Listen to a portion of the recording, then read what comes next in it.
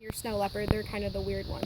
None of those animals have the ability to purr. It's a different anatomical structure in their throat, so they're physically incapable of making a purr.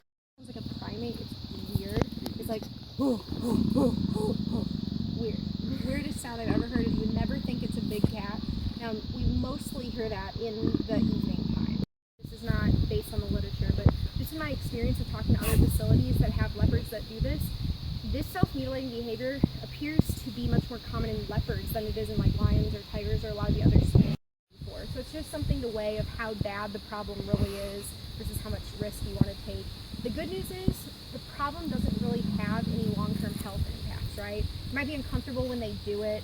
It might not look good, but it's not going to cause them to die younger. It's not going to damage their organs.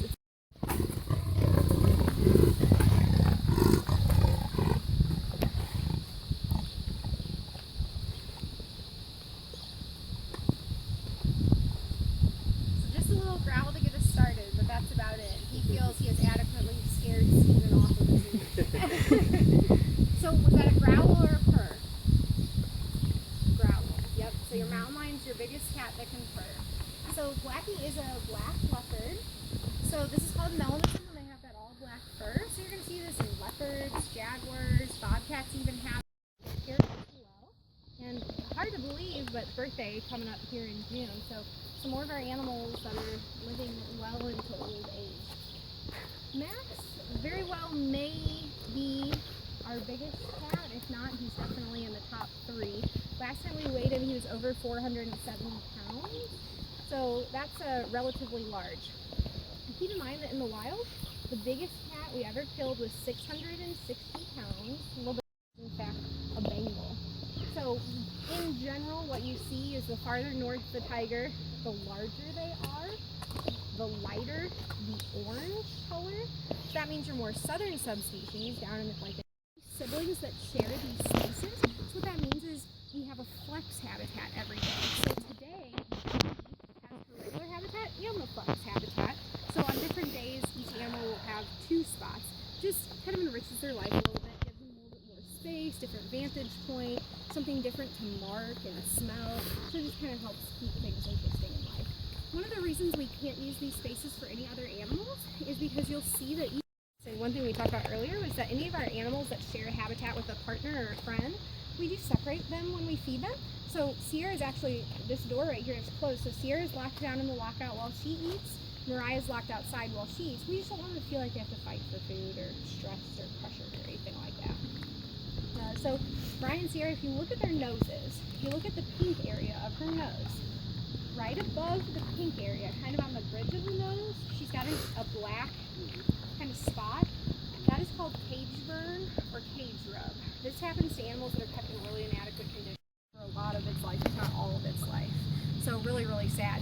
I see this most commonly in the cub handling industry. You'll see cubs that are kept in carriers all the time and they have huge scabs on their noses. So a lot of them even get it when they're really young from being kept in a little carrier because they're being transported, right? Go to every mall and fair where they get handled a bunch by people. For Mariah and Sierra in particular, they actually were at a sanctuary here in Missouri. Harry, his buddy up here on top, he's really outgoing. He really loves people. Corey's a lot more shy and reserved. This is one of our more unique situations or unique pairs because we do have 2 males living together. They're both relatively young. Turns out the people that had them didn't keep any records, so we don't have birth dates or histories. They didn't have names, nothing like that. So we believe that Corey is about 6 to 8 months younger than Harry, and that they're both probably turning around 4 years old this year. The one thing we did have on our side to at least develop that hypothesis was that Corey still had his baby teeth when he came, so that helped us age a little bit, just a little bit. So what we're doing here to be together, when you see that, you can go ahead and separate them, even if they're just neighbors, so they can still talk to each other and visit with each other. That can prevent them from getting to the stage where they're actually fighting. This is the mother-daughter pair that we talked about that I thought for sure would need to be separated once the daughter reached sexual maturity. Boy, was I wrong. They are great friends. They sleep together every night. They play together. They do not. They do not. We do see hair sometimes in the stool, or even little pieces of bone that was not fully broken down in the stool. Their bodies are just made to deal with that. If you're in the wild trying to survive, you don't have time for a hairball, I guess. This must be how evolution thought about that. All 5 of these lions that came together, they lived together in their previous location, and they would just take out a container of milk and throw it in. So there wasn't adequate food for the animals, and what the animals learned was, I have to eat as much as I can, as fast as I can, or I will come out for myself. So they developed really insecure about their food, and they developed those nervous behaviors. What we see is that over time, they really calm down. So this is worlds different than when he came a year and a half ago. He literally would like inhale 10 pounds in like 90 seconds. I mean, it was almost like he was breathing it in. He didn't chew. Yeah. It's just gone like that. Yeah. Well, swallowing a kibble is one thing. Swallowing a leg quarters. Yeah. So you don't feel well. You don't want people coming and looking at you, and so we just try to be respectful of that. So Judah is the other male that came with Leo, and I told you Leo, just because they still act hungry doesn't always mean they really need more food. We have to be thinking a little bit bigger scheme of if they're at a healthy weight or not. So sometimes even if they want more food, it really wouldn't be appropriate for them to have it. But you also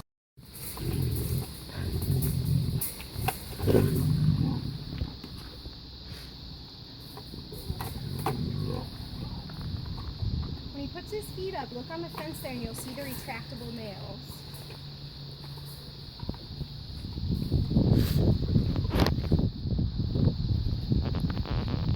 You see the nails there on your side? I do have a nail inside. Should anybody want to see one, please remind me when you come back in. It is really neat. On occasion, fantastic. And you guys kind of see spots. It's very difficult. It's just different shades of black. It's easy aside to sneak in and clean out the straw without him really noticing what he might be doing. But this one's really not the case. Merlin very quickly caught us what we're doing, and now when we go to feed him, he'll actually go in the bedroom, grab a mouthful of straw, and bring it out with him. It's really funny to see. Lions are purely carnivorous animals. And this one is floating around a mouthful of straw to protect it. It's kind of funny. I was hoping that he was going to get up and do this one so we could feed him. Hey, Merlin. Are you going to let me feed you? You going to come here? Merlin. He's very hungry. You guys can pick up on that. Merlin, come here. Come on. Merlin, buddy, you gotta work with him. You can lay, hey, come here. You can lay right back down. Merlin. Merlin.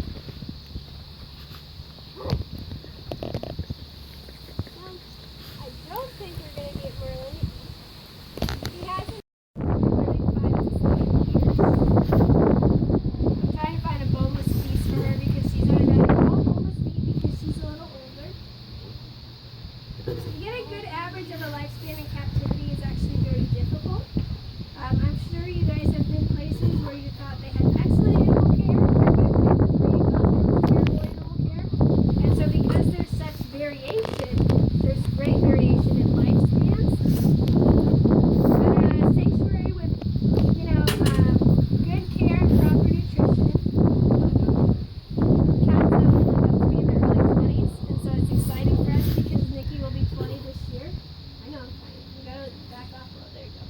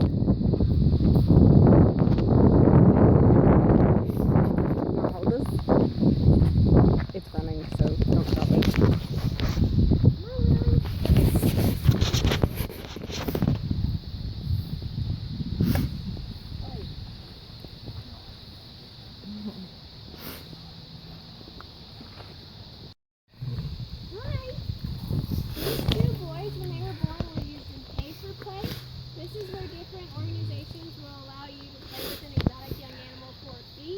They say the money goes to the care of the animal or to conservation, but in reality it goes right into their pocket. What they do is they pull the cubs from their moms at about 2 weeks of age to get used to human contact.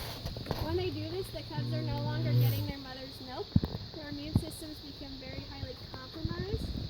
Then from ages 8 to 12 weeks of age, they're legally allowed to be handled by humans. They're being passed around for hours at a time for these play dates. They let people bottle feed them. So we say Gary has two personalities. One when food is present, when he starts growling and gets very aggressive. And when food's not present, he's a very, if you can call him social or nice cat. Corin and he will snuggle. They'll cuddle up together. It's really cool to see. It's very strange. Two young male tigers in a kind of cuddle ball, but they do. But again, when food's present, Corin will always stay pretty far away from Harry. When we feed these boys, we'll shut that door so they're safely locked in opposite areas. That way they know. Our founders were volunteering at some sanctuaries. Again, we were trying to raise money and improve the conditions of the animals. And one sanctuary got in some cubs. The cubs were all very sickly, very underweight. When the vet looked them over, he said, "Don't even bother naming the boys, they won't survive." This didn't really sit well with our founders, so they took these cubs and nursed them back to health. Paul was almost completely blind. He had juvenile cataracts. He also didn't calcify the bone in his back hind leg. It just dragged him along the ground. You gonna do it?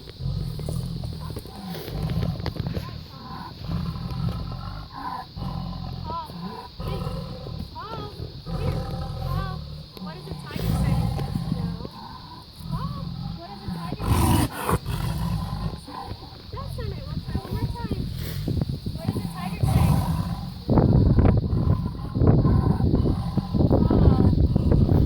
What does a tiger say? There. That was it. Alright, so I'm going to move down to the double fencing the feed pod. Each person will push one piece down at a time.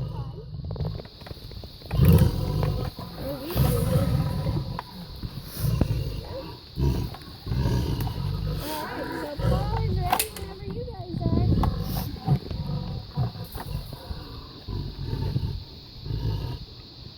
So Paul's unique markings I'll point out while his nose is hanging out. He's got little black spots on his nose. Now I know it's Paul. They're afraid of you, I promise. Come on, baby.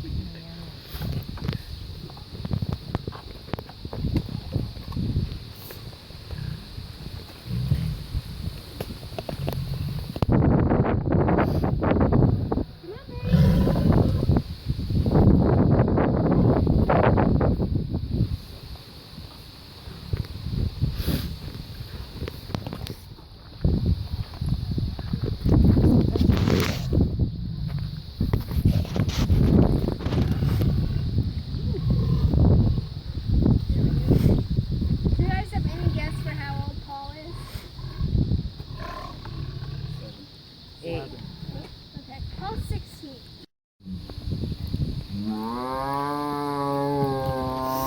Very different vocalization.